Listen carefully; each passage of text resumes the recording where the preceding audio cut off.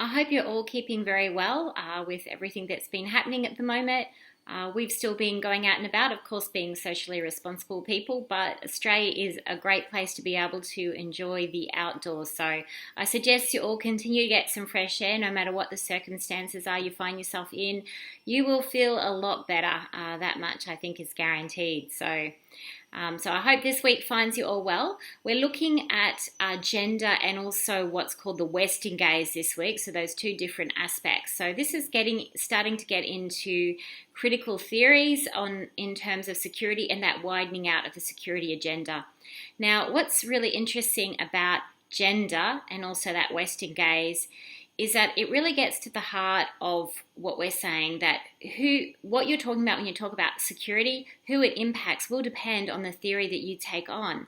Or the lens, if you like. So look at theory as a lens. So if you look through a gendered lens, what you're really saying is security will impact certain genders in different ways. So what it means to one person means something different to someone else. And this really raises different questions, particularly around practice. If you remember last week, we talked about theory shaping practice. Well, gender theory is one area where it really can, because if we accept that security can impact, for example, women, so obviously feminist theory is very strong in this area.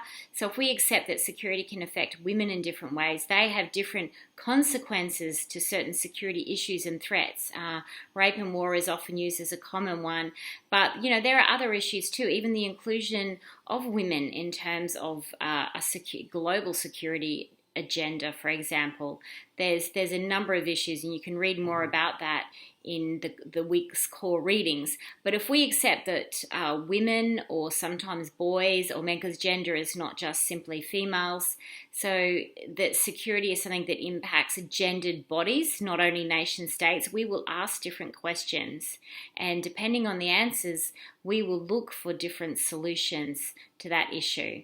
Now, the Western gaze question is also similar in the sense that what we're doing is saying this Western idea of security studies, with its focus on powerful nation states as the main actors, ignores, for example, transnational actors these days, and terrorism is one really big issue where you've got to question that Eurocentric focus that's come out of security studies and say, well, how do you deal with this actor that crosses over national boundaries, even sets up a divide sometimes between the West and other ideological bodies even, or ideological entities. And in a way, we're looking at ideological wars, but also some aspects of real warfare in there as well, using weapons and physical threat, but much more difficult to define when it comes to your national boundaries, different questions as to how to contain it, combat it, let alone identify it. So you've got gender and you've got the Western gaze, not the same issue, two different ideas that we're looking at this week, but they both really talk about why there is a need to be critical of the basic assumptions of traditional security. So they're falling within a critical security approach. So they're really addressing that assumption of the sovereign state being the main actor in terms of security.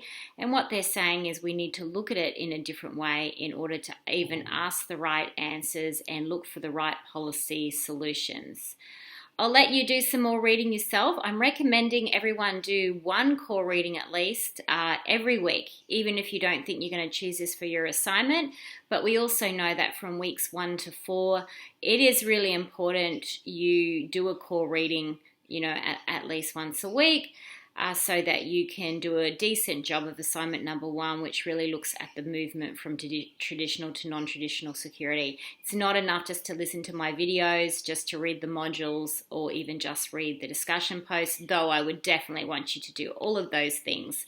But if you just do another core reading, then I think you're on your way to understanding that transition and evolution of security studies as a body of thought.